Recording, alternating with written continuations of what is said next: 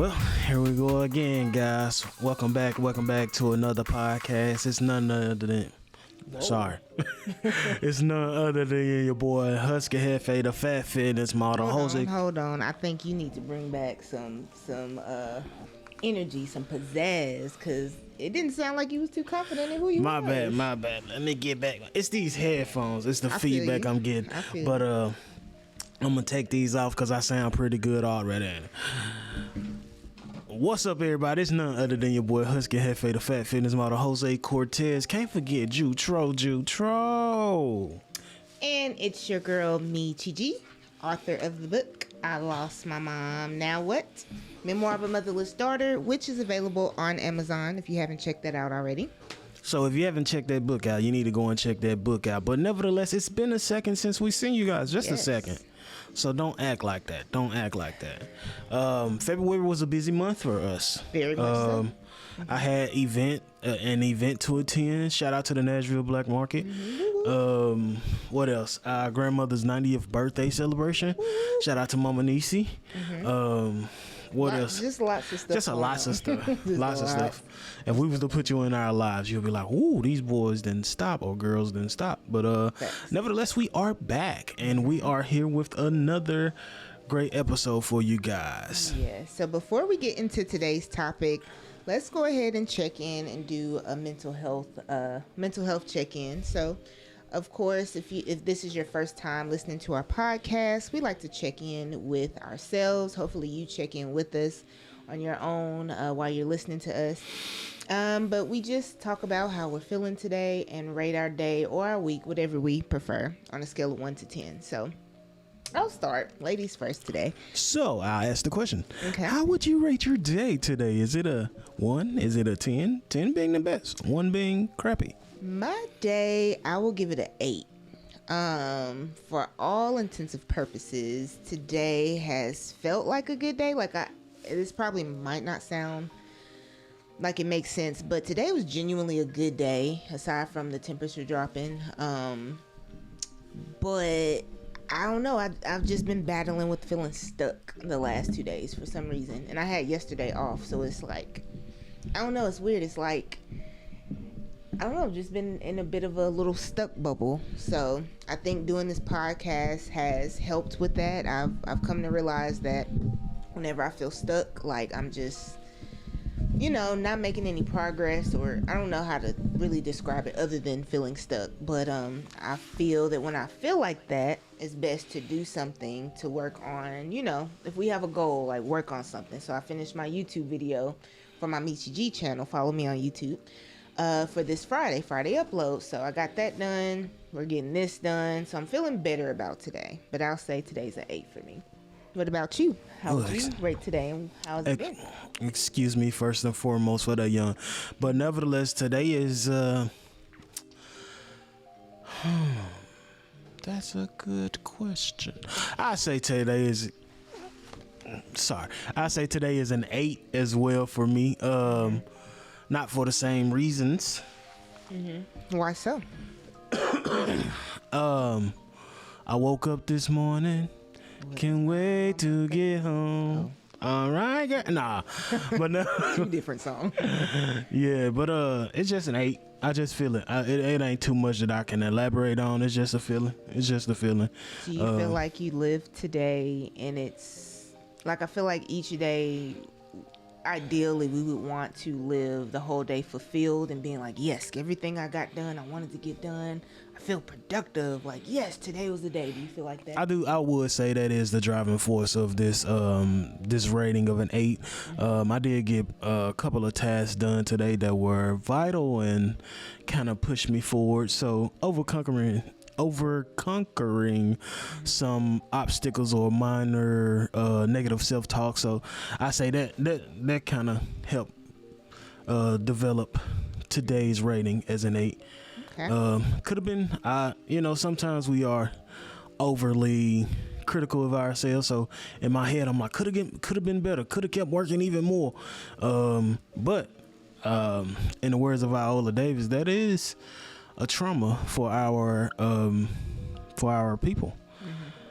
or to people in general to think that, oh, I'm never not satisfied with how much work I've put in. Can you elaborate on that? I could elaborate. What was Viola saying? And I mean, I'm not gonna say I can elaborate because I just remember the clip. It's Instagram, so I wish I'd probably dive in deeper, but I'll try and share that clip link with you. But she was just saying that we have this trauma of thinking like we don't do enough, or like, let's say you do something amazing and it's like, oh, I gotta do more though. But it's like you're not even realizing that you just did something amazing or conquered this task or did this type of work and got things, up to standard. You're just thinking on to the next, and that on to the next mindset is kind of like a trauma response from, probably coding in our DNA from back in the day, or hearing certain things like you still got more work to do. And it's like sometimes you gotta stop, what they say, stop and smell the roses, smell the flowers or whatever. So yeah. And then like how we have trouble taking like a day off to ourselves to like stay in bed. Because recently we had a day where we just were like, we're going to watch cartoons, eat breakfast, and stay in bed all day. But I think both of us were still like, we got stuff to do. Like I feel uncomfortable. Like I just got off work and I was going to get in bed and cuddle. And I was like, I can't stay in bed. I gotta do something. So, but we did watch some cartoons and that was dope. Yes. It was some good Saturday morning cartoons. Shout out to Disney Shout out to Disney Channel. I ain't watched Disney in a minute, and them cartoons. Shout out to Disney Channel. If you haven't, my show is Big City Greens. If you haven't watched Big City Greens, you missing out. That's a legit show. We just discovered, what was it? Hansel and Gerbil. Hamster and Gretel. Hamster and Gretel. I think that's what it's called. They like superheroes. They was good. Their show like was Phineas good. and Ferb. I think the same people made them. And what was the one joint? Moon Girl and Devil Dinosaur. Or something like that. Something like that. Great shows. Cartoon. Great shows. Like oh my bad. No. You go ahead. No, I was just gonna say I think, and then we're gonna get on topic. I'm sorry, but I think that watching cartoons as an adult, whether they're cartoons that we grew up on, or like newer cartoons, because we watched PBS recently and like watched some of the new shows while we were working one day because we were stressed out at work, and like we just felt better mentally. Like sometimes I think as adults we consume so much heavy stuff that it's really important that we get back to like, watching cartoons and feeling less mentally stressed or bogged down. I think it's a big thing to remember that we all were children and still are children at heart. Like, so go and do some things that are fun and light for are reminiscent of back in the day, even if the cartoons are different and new. Like I said, Big City Greens legit. We need to get after this podcast, like we usually do movie night or watch an episode or something before we go to bed. We should cartoon but shout out to PBS because Pinkalicious is bomb. Shout out to Pinkalicious. Shout out Pinkalicious. Yes. But yeah, man, we big kids. What was y'all favorite Pop-Tart? Hold on, before we go, what was y'all favorite Pop-Tart? I'm putting Blueberry number one. I'm gonna give you my top 5. I'm gonna go Blueberry. After Blueberry, after Blueberry, I gotta go Fudge. After Fudge, I gotta go brown sugar cinnamon. Brown sugar cinnamon brown, whatever. Then I gotta put strawberry in there. Okay. And she says s'mores. I'm gonna put s'mores number 5 because I wasn't a fan of cherry. Me and my little sister when we got to cherry, we knew, Mama, it's time for you to go get us some more Pop-Tart. So what's your top 5? Let's go. So, and we had this conversation recently, but I grew up, I'm a s'mores girl. I don't care what it is. If it's Pop-Tarts, if it's little snacks, if it's a cookie, I'm s'mores down. I love me some marshmallows. So s'mores is my number 1. Growing up though, I was heavy on the cinnamon brown sugar, so I'm gonna put that number 2. Then I'm gonna have to go strawberry, blueberry, cherry, then fudge. Now I vaguely remember I only got fudge at my before and after care I used to go to, so I vaguely remember fudge, and I'm not much of a chocolate girl, but fudge Pop-Tarts did used to slap, so I agree that it was the It was the chewiness of it that got you all. If it wasn't for the fact that like Pop-Tarts allegedly will say have some not so good ingredients for you, I would want a Pop-Tart, cause like, bruh, they just used to slap so much back in the day. So The only Pop-Tarts that I really couldn't get jiggy with, what was it? the ones without frosting. Like, yeah, I was like, that is Pop-Tarts? yeah, Like, what was the the point naked, of it? the naked Pop-Tarts. Those were a creation that they could have kept. I was gonna say boneless Pop-Tarts. That Yeah, makes sense. boneless Pop-Tarts. But what else? Hold on though. The toaster strudels. Now look, toaster strudels was good, right? We didn't have them in my household, just before and after care. So we had Mama get toaster strudels every now and again. Wow. But here's the thing, I didn't like them like that because we never really had a toaster. Okay. So with no toaster, what's the next best thing is the microwave. Oh. The might set the oven. Yeah, we weren't cutting on the whole oven for a couple. And I could never get my icing to be the pretty swirls that they did. It all melt every time. Yeah, so bump them toaster. We had toaster scrambles, did you? He had to explain toaster scrambles. Again, another creation that was before and after care. Yeah, it was more like ham and cheese, like a hot pocket. It was a toaster strudel with like ham, cheese, and bacon and stuff. But nevertheless, it was we had that. It was more like kind of aftercare, Boys and Girls Club.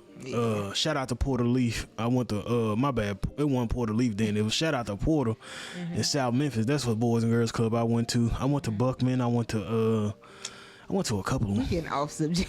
But yeah, my bad, y'all. Shout out to those programs in place. But nevertheless, I feel like this will lead into our conversation for today.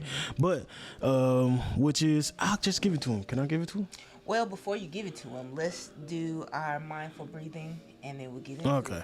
All right, y'all ready? Y'all know if this is your first time, some topics we have are pretty heavy, so we like to do mindful breathing to ourselves to set our energy before we get into those topics. So whether you're driving, whether you're listening or looking at us on YouTube on I Lost My Podcast episode, join along with us. So go ahead and breathe in for me. And breathe out.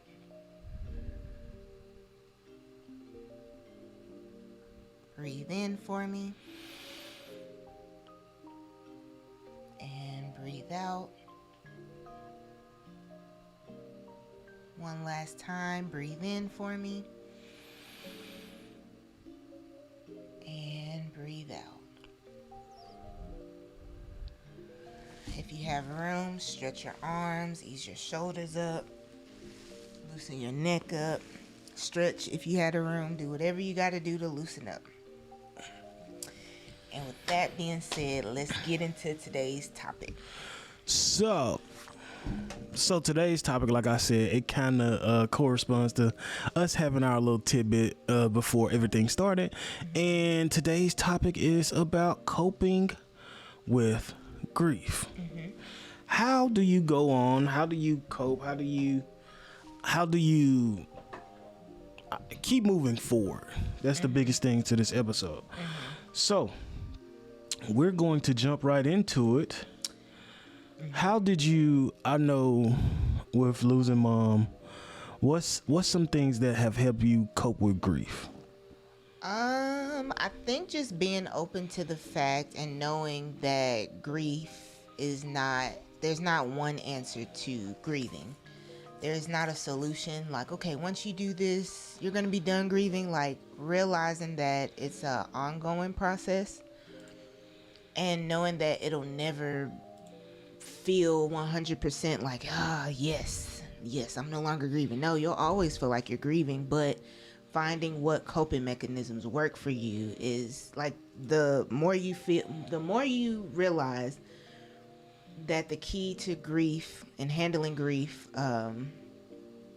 is just how you deal with it and how you cope with it that's the better that you'll get, if that makes sense. No doubt. Makes sense. I hope I said that right. So I guess this is I guess I should answer how do I cope with grief. To cope with grief, understand, I guess I kind of go in my mind and have an understanding that like if something comes up, I think about a loved one that passed on, I feel it, right? And I take that time to feel it. I may not come to tears as often as I used to in private, but I will feel it and be like, dang. But my way to cope is to be like, is to tell myself, it's just a phrase of, they will want me to keep going. They will want me to, you know, toughen up. I love you. I say I love you to the sky, or, you know, put that energy out there and be like, hey, it's time to keep going, because I know y'all wouldn't want no better. So that's one way I cope with it. Just about that positive reinforcement. Can I be honest? Go ahead. I know this is a safe space for, especially grief. Grief is always a topic that's near and dear to my heart, because that's how this podcast started off, talking about grief. Like I said, I lost my mother and wrote a whole book about my journey with grief and losing my mother. So with that being said, honestly, I was just realizing, like, did I answer that question? And I didn't. And I think that that's because, I won't say I don't cope with grief, but I think my way of coping with grief is avoidance. Like avoiding it. And that's not to say that I don't think about my mom. I don't randomly, because on a day-to-day, sometimes, maybe not today, maybe not tomorrow, but randomly the thought of my mom will pop up, or an old memory. Every time I go to the nail salon, get my nails done, because that's something we did. Like, she pops in my head, you know, whether we go shopping or just random things will always remind me of my mom. But I think, in the spirit of being honest and 100% transparent, I let the thought cross my mind, and then I just focus on whatever I'm doing. Like, if I'm in the grocery store and I'm shopping, and I'm like, oh, darn, me and mom used to do this, that, and the third, I just automatically change the thought, like I change the channel. You know what I'm saying? And I won't say it's intentional. It's a defense mechanism, I think. It's something that's natural. Like, I know since I've lost my mom that I naturally numb myself, because before I lost her and just seeing her decline, I would have to numb myself to what I saw, because my mom was so strong, and I was like, this can't be for real. Like, she's weak. You know, I'm used to seeing my mom be so strong, and to see a disease do what it did to my mom, like, I think it kind of taught me how to be numb and be like, nah. If that makes sense. No, it makes sense. And I do want to say thank you for your transparency. And it probably resonates with some of our listeners. Avoidance it's an easy way out. Sorry, it's an easy way out. We was hiking the other day, and we sat back and talked about it. Things got real wet and muddy. Yes. And one thing I noticed from my co-host Michi G, my wife, is that sometimes she tends to take that kind of avoidance thing, and she'll be like, you think we should turn around? Like, I even think she was like, she stated, oh, it's a wolf. It may be a wolf or something. Oh, no, for real. In the distance through the woods, because we veered off a path, and it was like some woods, and I saw a long tail. It could have been a deer, but deers don't really have long tails. We was on Fox Trail anyway, but it might have been a fox. But nevertheless, she was like, should we turn around? But that was that avoidance kind of kicking in. And like you said, I think it's a what is it? A response? It's a natural response. Natural response or trauma response. But the biggest thing to remember is keep going. Yeah. Don't stop. Like, you can't let anything get in your way from. That's why I say I had that conversation of. I got to keep going. You know, I look to the sky, I look to throw out that energy like, I love you, but I got to keep going, because one thing my mom said, she's still living, but one thing my mom always taught me is like, hey, I ain't going to be here forever. And if I leave before you better keep going. You know, that's the one thing she wants her, you know, kind of wanted me and my sisters to know, like, hey, y'all got to be strong for y'all, you and yours, because you know, this life is temporary. So Yeah, that avoidance thing, I do see it in other areas of your life, but But it's a work in progress. I'm better at it though, at least in that way, because he asked me what were my thoughts, because like the path that we were supposed to go to get back to our original path, because it rained, there were parts that were really like submerged in water, almost swamp level, and it was really muddy. And so we found one was like a little side trail that we were like, woo, we made it through this one. Then we ran into another one, and it was like, okay, there's no dry spots to go around. You got to get in the mud to get to the other side of the trail to be able to get back on track. So he asked me, because he knows, my husband knows me, he was like, what was your thoughts when we was going through it? Because I went through it, but like, what were your thoughts? And I was like, I'm gonna be honest, like my initial thought was always like, let's turn around, we gotta, because it's a lot of mud, and I like my shoes I got on. I didn't really come with the my little play shoes, as we used to call them growing up, but because I know my husband, I know he's not I'm a turn around type of person. He's no, I'm trying to figure out how to get through. And so I was like, I didn't even spend too much time thinking about turning around. I was like, my husband's gonna get through. So it was just a mental preparation of, okay, Michi, it's time to get through. So I think that could correlate to me actually figuring out a way to actually cope and stop avoiding. So let's now with that instance of the woods and all that stuff, hiking, after you did it, after you went through it, was there a feeling afterwards? Like, was it I was like, can you yes, describe it? And where we came out on the trail, we were like closer to where we started. So I was like, yes, it did feel like it was worth it. Because, once we got past that, the rest of the trail was dry, and then we got to the main trail. So it was like, yes, but then it was like, oh, my shoes are muddy. But then, we wiped it off, and it was like, eventually. It's like, they're shoes. You can throw them in the washer. Like, it's not a big deal. But it did ultimately feel like, okay, this felt good. I can say, it's going to sound off subject, but on subject, the month of March, I personally have a goal for this whole month to do something to face a fear of mine or to overcome fear. And so far I've done one thing, which I'll talk about in my personal YouTube video this Friday. But when I did that particular thing this last week to overcome fear, I had the same feeling. Like, okay, I was scared at first to do it, but once I did it, I was like, oh, yes, I feel accomplished. I feel like, yes, more of this, more of that feeling. I feel like I did something, and it felt rewarding. So, with, let's say, on a good day, have you ever had anything that you leaned on to cope to when you got in a mode, like activity, anything? More so listening to music. Listening to music is something that kind of takes me back to childhood. Whenever I had a bad day at school or whatever, I would like listen to my favorite song or my favorite album.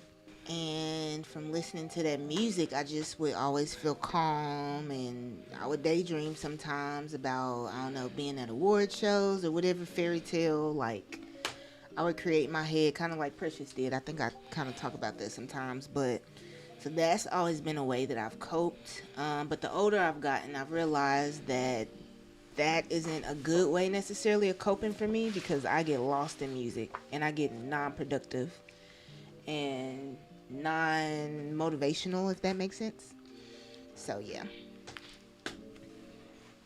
So right now, guys, don't mind me, but I'm looking into this book. I did this training. It was called Mental Health First Aid, and it was this training that my previous employer put on. I don't think a lot of people took heed to that training. I will put that out there for other reasons. But nevertheless, some of this thing I do remember from the training. I talked to one of the guys who were training, and it was some good stuff. So I will be referring to this manual today as far as like some coping things. So just to let y'all know, I'm not being attentive. I am looking up some things in real time with y'all. Have you found something? Because I'm gonna be honest, I initially getting ready for this episode, I thought I had a good way to cope with grief, but the more we got into this episode, I realized that I cope with grief by avoiding, and that's not necessarily conducive to coping with grief. Like, I feel like if you don't properly deal or feel grief, like, it will manifest in the form of anxiety and panic attacks and other things that you will feel through your health. So, like, you have to find a coping mechanism. And I have been there when I had my anxiety attacks last year and that whole thing. When I was sick, I realized that part of that was grief I was holding in my body. So I do want to be transparent, but I do want to actually talk and work through some possible ways to cope. Mm-hmm. You find some? I'm still looking. Okay. So while I look, what are your thoughts on grief? So initially I hit the thing. Initially I always thought grief was just death. Like, you know, you lost a parent, you lost a friend, they died physically, and that was grief. But the more I looked into grief, I saw that grief can be friendships. You know, it can be jobs that you dedicated time to. It can be so much more than just physically losing a person in death. It can just be you parting ways with people or different things you had attachments to. So my thoughts on grief are that, you know, it may vary, but you still have to go about it and feel it the same way. You know, whether you lost somebody physically in death, or you lost a friendship, like they're living but y'all just never talk, like you still feel the same emotions. At one point that person held a space in your life and they're no longer there, or a job held a particular space in your life and it's no longer there. So you can hold that in your body. And speaking of holding in the body, I do want to read this book called The Body Keeps the Score. And I feel like our conversations will get more with answers when I do read that book, because I've always heard the people that have read that book say that it really talks about how we hold traumas and just different things that we go through or that we may not go through because we want to avoid, how we hold all of that in our bodies. So, yeah. I think honestly, I can't find where from this training, but nevertheless, I can kind of remember what it talked about. It was talking about certain things to do as far as to help you cope with anything dealing with like mental health, like a crisis or anything, or even if you're helping someone, being that first aider, to be on site to kind of take a person's situation in hand. I mean, take someone's situation and kind of assess it, but not be non-judgmental. But it kind of gave you like, so that can be critical too. That can be harmful for you and your mindset. So with grief, it gave with not necessarily grief, but with some of the mental health things, it was saying like, you know, take long walks, and take long walks to just kind of like think and debunk and like really give yourself, you know, a breath of fresh air, to say the least. And I think one thing I read in Digital Minimalism after I took my long walk the other day is they actually spoke on it. And it was this one professor, and he had got sick and had to leave his job and everything, but he started taking long walks, eating better and stuff like that, but really got back to himself. And, you know, the things that people tell you are uncurable seem to have been cured. And just by that, taking a walk. Yeah, and even like, I think they said like a past president, I want to say it was Abe Lincoln or something. I think it was Abraham. But he took like long walks in the distance to kind of assess and, you know what I'm saying, just think about certain things. So I remember some being like long walks. I remember time in nature and in solitude. Yeah, time in nature, time in solitude. If you can handle the solitude. If you can't, then handle the solitude. If you can't, then we're not pushing you towards that. What was it? Finding a craft or a hobby to do. Like, real deal. If you like knitting, it don't matter if you're a man. It doesn't matter. Like, if it's gonna help you, help yourself, don't think what others will think about me. Like, take care of yourself. If you're a woman and you like playing football, if that's just what you have to do, that's just what you have to do. So that was a big thing I can say. I was trying to find it in this book, and I'm probably still gonna keep looking as this episode progresses. But we have to find good coping mechanisms. So I think, now that I'm thinking, now that you gave those examples, I will say I have, well, one, I talked about this in my book, but I feel like I have found a pretty good coping mechanism for, like, Mother's Day, for those of us who are women without our mothers on Mother's Day, and also may or may not have children. I think initially the first Mother's Day was so hard for me, but what I did to cope with that is to give that same energy and love that I would give to my mother physically. I gave that to the next woman in my life, and I think I took my grandmother out to eat, and I think I did something for my auntie. I can't remember, but I put that energy to them, and I still gave my mom, went to the grave, gave her flowers, but still celebrated. And I think that in the case of Mother's Day, celebrating your mother on Mother's Day, finding or starting, if there's not one in your area, which is something I'm thinking about potentially doing, starting like a brunch maybe for other motherless daughters out there that are also without their mother, that may not have children or family or whatever the case may be, and be support for one another. Sometimes coping, the best way to cope is to be there for other people going through the same thing, or to channel that energy to giving it to another woman just as you would your mother, and still honoring her. So there was another thing. I know the kind of to talk about that, talk on that. I remember talking to one of our boys, and he was saying when it's around the birthday of his dad and brother, he gets very whatchamacallit. I kind of was like, hey bro, and at that time he gets very down, and kind of he feels it more when it's around their birthdays. And I was like, hey bro, I'm not perfect or anything, very common, but I was like, hey, at that time, celebrate them by doing something they would want you to do, like even if it's taking the kids and playing football with them, because I think his brother played football, or if your dad was, you know what I'm saying, a giver, if he was good on the grill, you hop on the grill, but do something in their honor that they would do, and kind of, shed some light on somebody else's day. But like, that's the one thing with grief, it's tough because it's kind of a darkness. It's kind of a dark cloud. Every time you see, it's kind of a dark cloud. So it's like you trying to shine light. Boy, we know how it is, especially in this society where, man, it's a dark cloud over a lot of things. So many things. Over a lot of things. So you trying to shed light. It's a battle, but it's a battle worth fighting, because it'll help you understand life. Because I feel like I believe that we're on this earth to understand and to love wholeheartedly. And it's gonna be shots that you take, but even after those shots, you got to be able to get back up, and you got to understand the situation, and you got to love through it all. So I don't believe in hate.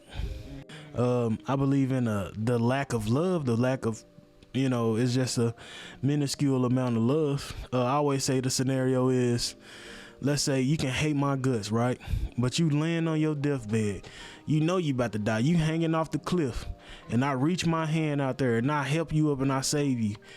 You telling me that you still hate me. Now, I don't know. I've never been in that situation, but that's my mindset. It's weird, and I won't say it's weird, it's different, but yeah, that's how I'm coming. Yeah. I will say,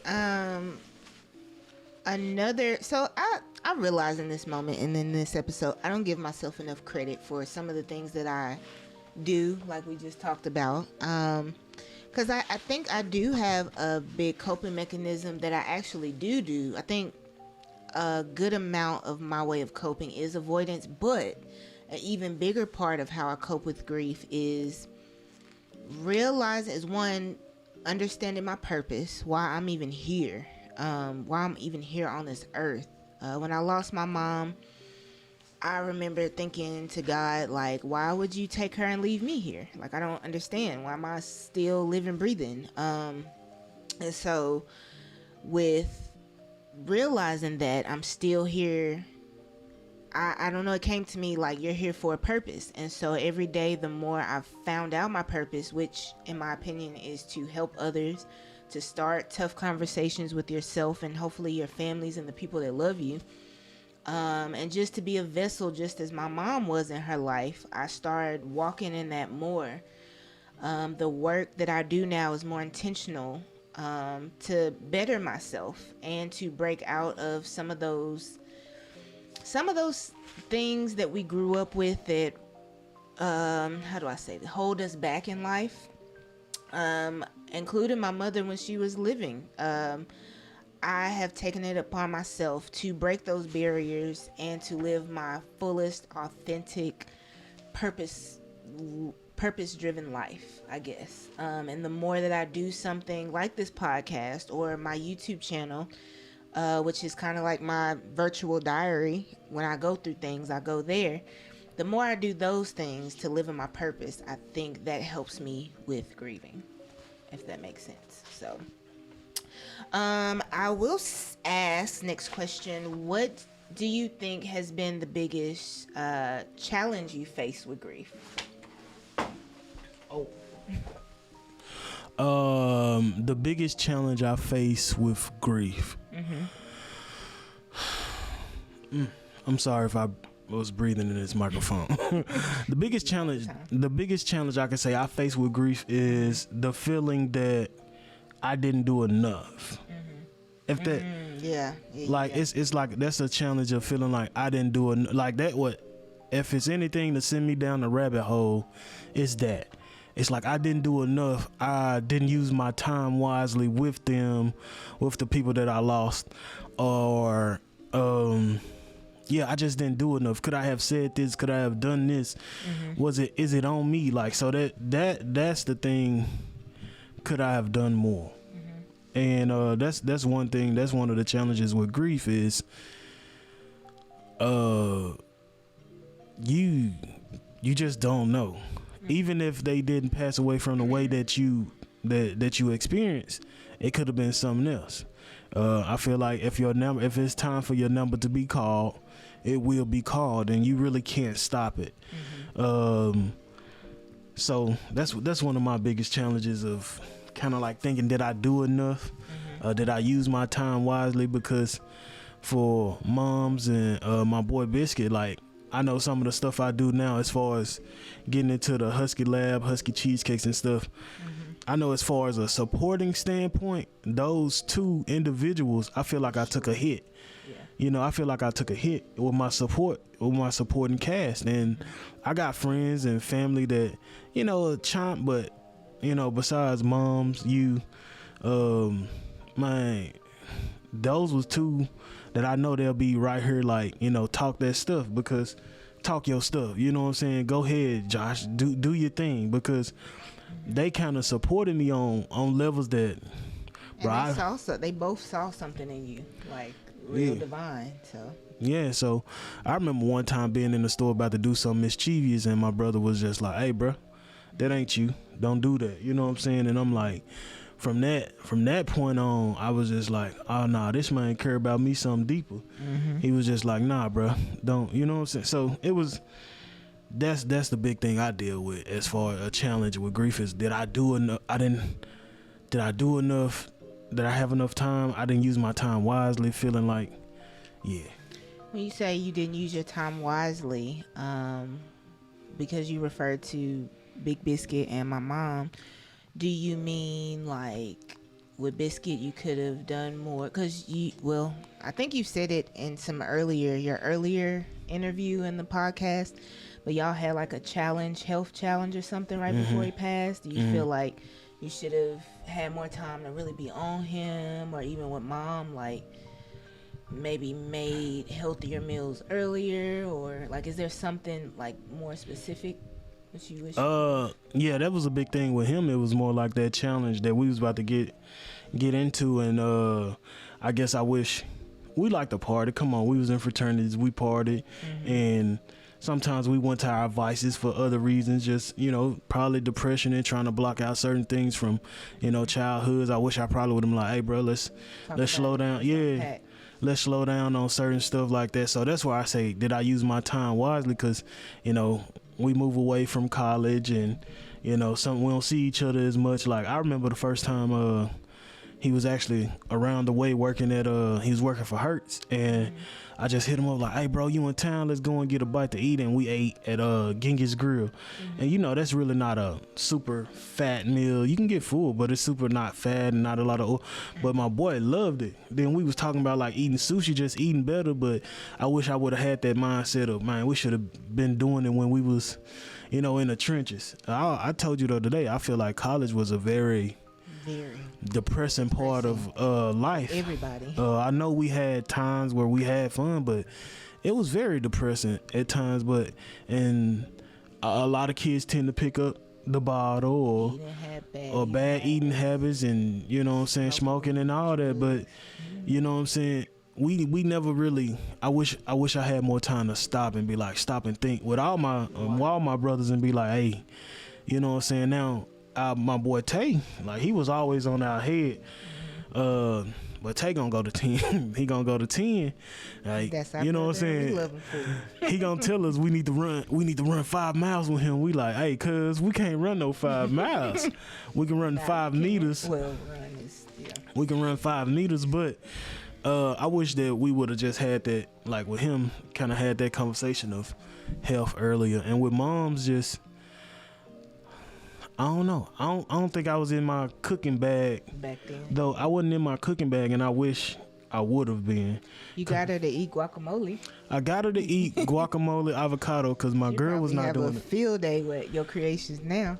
But I kind of think about that because I'm like, we fed her. I made it. I'm gonna give my, but I made it to where we had Wellness Wednesdays, and when we go over mom's house and we cook mostly vegetables and foods, and we get if family was coming, y'all come on, y'all eating it, we gon' because together. Yeah, because I knew that one, time is essential, and I was just like, if we can change our diet or change her diet, it could probably help. And I gotta always forever I got a bone to pick with some of the doctors and stuff. But nevertheless, I wish I would have hit it even harder, because I feel like I was on the right track to helping her. And so that's why I be like, did I use my time wisely? And sometimes I was just like, dang. And even it was times or I felt selfish because I was like, my wife isn't here, even though you was going to protect your moms and help your moms. I was like, dang, she not home. But then it wasn't even more so of me. I'm just putting it out there. It wasn't more so of me upset at you for that. It was just feeling like it's somebody there who's supposed to be helping. Like, I know if my wife's sick, I'm gonna help my wife. So I feel like I didn't have support. Like, I was putting it all on my back. Yes. So, but yeah, man, that's my biggest thing with grief. Don't get me on a side topic, man. Yeah. I will say, so aside from avoidance, I already talked about that being a challenge for me. I'm going to take a different route and talk about friendship. A challenge for me when it comes to me figuring out my purpose and living a life that is more fulfilling to me. Not that it's super drastic from who I was prior to losing my mom, but I know now that I'm on a different path than everybody else. And so I think a challenge for me has been in friendships. So though I love my friends and that'll never change, like if we all need each other, we there like that. But I recognize that the Michi that they are used to is not the Michi, not fully anyway, is not the Michi that I am today. You know what I'm saying? Because they can probably tell you stories, the things I used to do way back when that ain't probably not crazy, but just that are different from how I would handle things now. And I think for me, the challenge has just been, whether they realize it or not, but for me, the challenge has just been dealing with the grief of who I used to be and the things I used to be okay with and the way of living that I used to live, if that makes sense. So just kind of losing a part of myself in this journey of being a better person and living in my purpose and living fulfilled. I've lost an older piece of me, and so I struggle with that sometimes. Because just to kind of unpack, I don't know, we're talking about maybe 20 years, maybe 25 years of who I've always been, like from child, adolescent, teen, college student, and now I'm growing into my own grown woman. I don't know, I've just seen a shift in myself, what my focus is today. Like, I used to want to hang out, and I used to want to be popular and be this super in the spotlight person, and now I'm like, none of that matters. I don't care. Like, a lot of things everybody else like, they may or may not like, you know. It might be different for me. So would you classify that as you not caring anymore about certain things? Is that a side effect of grief? I guess, yeah. I won't say not caring, but I guess it can be a side effect of grief. Just learning to stand more in your power and who you are. More well, I can't even say confident, because that's something I'm still working on too, but just standing in who you know you can be, who you feel you are, and what you stand for. Because for me, I would say more the challenge is that I used to kind of, I would say, like, I would mirror who I hung around. So, you know, if all my friends, like in college, I was never really a partier, but if my friends were like, girl, we going out, all right, I'm with it, like, let's go. And I would go out and have a good time, but that might not really be for me for real, you know what I'm saying? But I would go with it because that's what the collective is doing. I think me now is more okay with saying no. I still struggle with it, but I'm more okay with saying no, I'm gonna probably miss this one, or I probably won't be able to make that. Like, there was a time where I felt like I had to be at every single thing for my friends or for even family. Like, I gotta be there. And I think that comes from my mom always showing up and being the go-to. Like, my family will tell you, at every basketball game, soccer game, everything you had, she was there supporting, and that was me.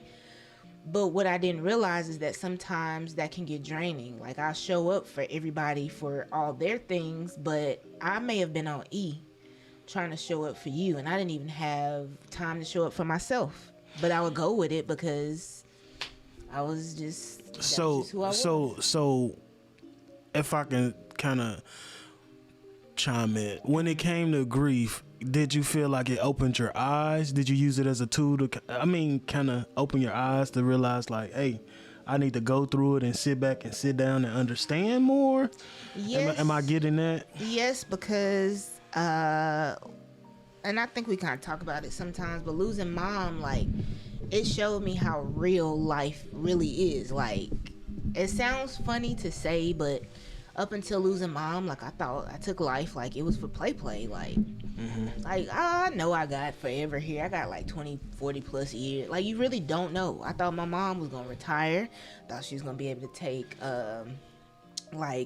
cruises and vacation and just eventually live the life that she deserved. And she literally, illness forced her into retirement.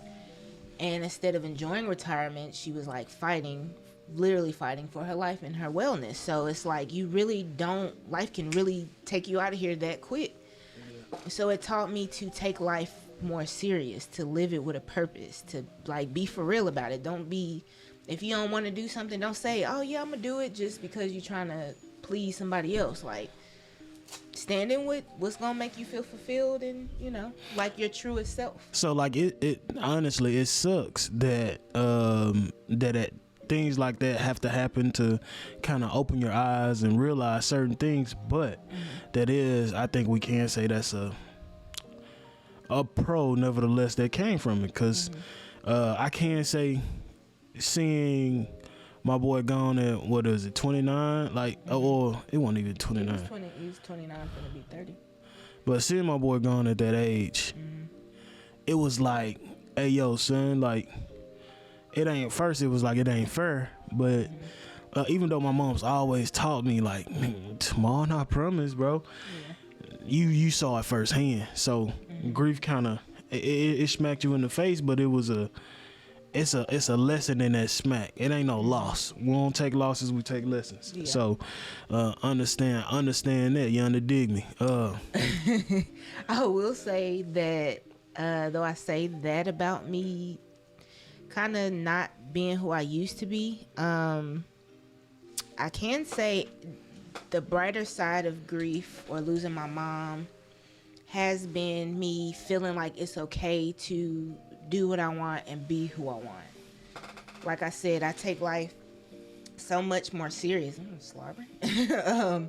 Taking life so much more serious, and so I'm more focused on like and intentional with like what is the end goal with what I'm doing? Is this long term? Is this because I have a legacy to continue on? So, now it's not about pleasing others. Now it's about me living my best life for me because I'm an extension of her that she left behind, if that makes sense. Yeah, so. It makes all the sense. So it's safe to say that, or here's the question, is grief negative or is it positive? I think that's more so about perspective. Because I know people, I think that grief is what you make it, honestly. I know people who struggle with grief from an understandable standpoint. If you have somebody, let's say you lost everybody in your family, your father, mother, siblings, husband, and it's just you. Grief, you're more prone to view grief as negative because that's a lot. That is a lot, and I can't even imagine if you are a person that has happened to. I genuinely pray for you. But I have family members that have lost a person or so, and no matter what, they just negative. Why is this happening to me? Why is this da da da da? Whereas and I was like that for a little bit until I realized that things do happen for a reason, whether you want to believe it or not. I feel like unfortunately, had my mother not passed, I wouldn't have taken a lot of things in my life serious. I would have just stuck with the mundane. I wouldn't have had a fire put up under me to do things that I always daydreamed about when I would listen to music. Like, I never would have thought prior to losing my mother about writing a book, about starting my podcast or a YouTube channel for that matter. There's so many things that I'm doing now that weren't even a thought before losing my mom. Even moving out of Tennessee, which will happen this year, Nashville. But I never would have thought about the things that I really want to do because, me and my mom were like this, and for nothing, even being married, I was not leaving her. Like, I wasn't going to do half these things if she was here. So I think that for me, I found out that though it's unfortunate, one, I found that God probably was like, I sent you here to complete a task. You completed it, come home. And in completing that task, now this is your daughter's assignment. Like, that's how I look at grief.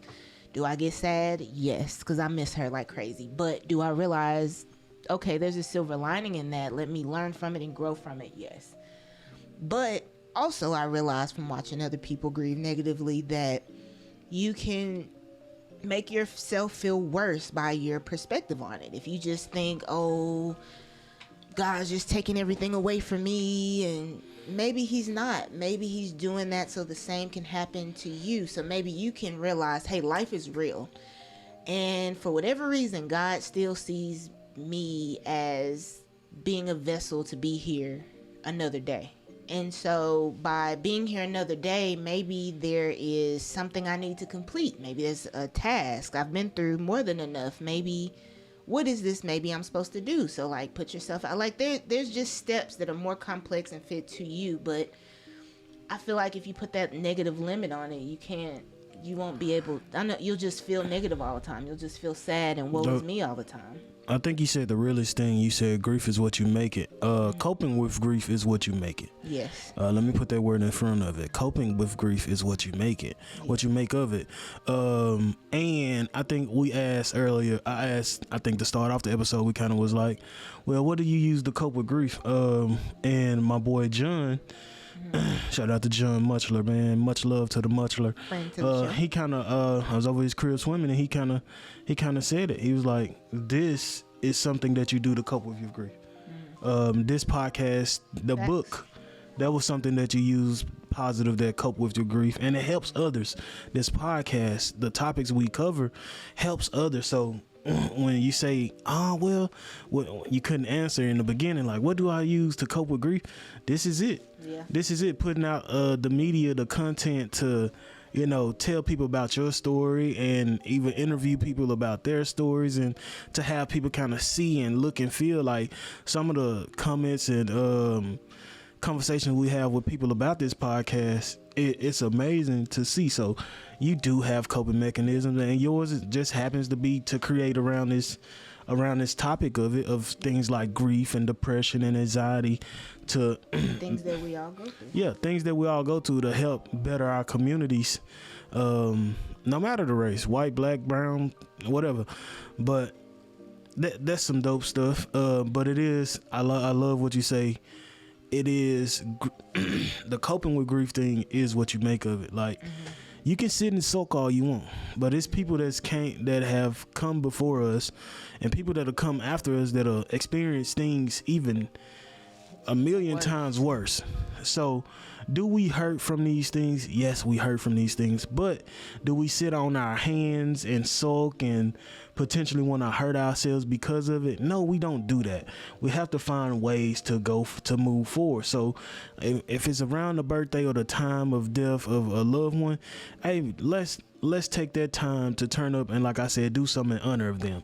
Let's, you know what I'm saying? Let's build a platform in honor of them. Like, many times, organizations are built on the backbone, like, what is the Susan Komen? Breast cancer. Organizations are built on the aspect of, dang, I got to do something to cope with the fact that I lost so-and-so to breast cancer, or I lost my family friend. So that's why I say we got to have those conversations in our head that kicks the negative conversation's ass, and say, hey, I can do it. I can keep going. I'm going to do it in this honor, that honor. Like I mentioned my boy Tay, like, it's one thing my boy been, like, him and Biscuit, they grew up tit for tat, you know what I'm saying? Like, they was dogs, you know what I'm saying? They was dogs. They was home, like they was brothers way beyond. And to this day, like, I saw my boy turn up. So I saw Tay turn up and in honor of his brother, you know what I'm saying? Like, the things he do for the kids around the city, all that, like, so cope with grief. Biggest thing we got to remember, man, we got to go through that ish. Go through it. You have to feel it. Go through it. Like you said, avoiding is the easy thing to do. We in the woods. You told me it's a wolf, potentially. I can't turn back, because I know if I turn back, that's a longer route, and that wolf is going to be on my ASS. So guess what I got to do? I got to do. Guess what I got to do? I got to go through that ish. I got to go through the mud. I got to go through the fire. I got to go through it all to make it back and make it safe. And, like, that's life. That's coping with grief. That's it in a nutshell. Like, feel it. And I think I really want to leave people with the fact that, for me, it's my mom. Like, I really think about the fact that I came physically out of my mother. Like, I was literally a part of her. I came out of her and I grew on my own. She's no longer here, but I'm still here, which means that she is still here. So whatever life that your person, if it's a mother, a father, whatever life they didn't get to live, whether we like it or not, we have an obligation to fulfill that and to live on and carry that person's life on. Talk that talk, Meech. Just like once you have kids, once you die, your child is a living legacy for you. So that has been something that helped me on this journey. I pray that is something that sticks with you. Anytime you feel sad or like, I can't go another day, I can't do this. Yes, you can, because your person raised somebody strong. They raised somebody that has so much potential that you probably don't. You ain't even tapped into the potential that you have yet. Talk that talk. So because you are an extension of that person, however you think of your person, for me, my mom was the strongest woman I knew. She was such a wonderful, God-fearing, everything and more type of woman. And so with her being gone, I'm that times 10. And how I live my life until my day has come and my number is called is going to forever be continue on her legacy by any means. So I hope that sticks with you and coping as well. Look. Talk that talk, Meech. Talk that talk. And will. But I just be saying talk that talk. I got that from Talk That Talk George. It was like on Instagram. But nah, man, that's the biggest thing, man. Cope with grief. Go through that ish. Don't go around it. Don't avoid it. Go through that ish. Go through the fire. How the song? Through the fire. Through the limit to the wall. Yeah. For a chance to be with you, I kindly risk it all. Too hot on that. I'm sorry. Through the fire, the limit, through the wall. Mm-hmm. And then shout out to Kanye, boy. He's killed this. Even though my girl said, nah, I don't like that he spit it up. I love Shaka Khan. But through the fire we go, man. Go through that ish. Deal with that grief. Cope with it. Find you some coping things. Like find you groups or start you groups of like-minded people going through the same struggle. Go show some love to find another brother. I mean, you'll never, but be a brother, a big brother, or a little brother to somebody. I don't know what I'm trying to say. But there's healing and helping. Yeah. So be of service to someone else that may be going through the same thing, if not worse. Yeah. So, with that being said, guess what we got next up on this podcast? We have Poetry in the Park. Yes. And this poem comes from none other than your boy himself, Husky Hefe, the fat fitness model, Jose Cortez. Can't forget Jutro or Headband Hefe. Y'all ain't seen him in a while. But anyway, we got that Poetry in the Park coming up next. And the title of this poem is Keep On Pushing. Okay. But nevertheless, man, look. Y'all hope y'all enjoy this Poetry in the Park. We thank y'all for coming through this podcast. Yes. This is a good episode. It's a good episode. It's very touching. Is real to life. Comment if this episode has helped you with coping, or if you haven't coped, interact with us. Yeah. So I'm not gonna hold y'all longer. I told you I got Poetry in the Park next up, so I gotta go and get I gotta go. But you got anything else? Nope. Well, make sure you follow Michi G and support her page on Facebook. Literally Michi G. The Husky Lab. Hey, the Husky Lab is in full effect. Y'all will get more details about that. Shout out to Husky Cheesecakes. We love y'all. I may have lost my podcast and lost my coping mechanisms, but I seem to have found them when I talk to you. So with that being said, peace. We out. Love, chicken grease. So. Oh, what's up? It's your boy Husky Hefe, and this Poetry in the Park take. I don't remember the take, but we about to get it in. I took it to heart. The bars I heard made sounds of fall. Trying to cover up my scars, I put that UGK on and told myself, I gotta keep on pushing. But you have to slow down someday. It's time to look that monster in the face and battle back to life, no matter how afraid you are to fight. The goal is to understand. On one hand, you want to stop moving. On the other hand, you just found your grooving. But it's something knock, knock, knocking. Don't let those feelings come knocking down your door. So you huff and puff, but you breathe your way through it. You kick and scream, but you see your way through it. Face it, you need it, feel it. You gotta heal it, so you can truly keep on pushing.